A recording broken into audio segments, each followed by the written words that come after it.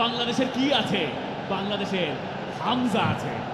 বাংলাদেশ এবং নেপালের মধ্যকার ম্যাচে দ্বিতীয়ার্ধে বাংলাদেশের হামজার দুর্দান্ত গোল, যা এশিয়ার মধ্যে সেরা গোল হিসেবে বিবেচিত।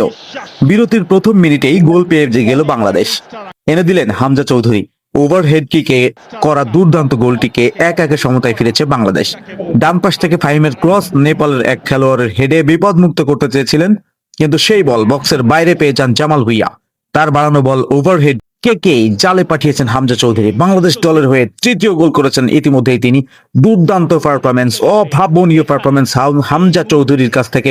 এমন হামজাকেই তো দেখতে চায় সমগ্র বাংলাদেশ, যে জয়ে, যে গোলের মাধ্যমে হাজারো কোটি দর্শকের মন প্রাণ উজাড় করে নিয়েছেন হামজা চৌধুরী।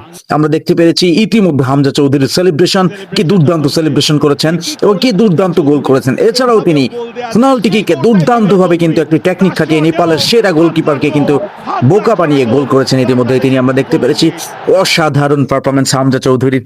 এই হামজাকেই দেখতে চাই সমগ্র বাংলাদেশ। হামজা, তুমি এগিয়ে যাও, টোটাল সমগ্র বাংলাদেশ তোমার সাথে হামজা।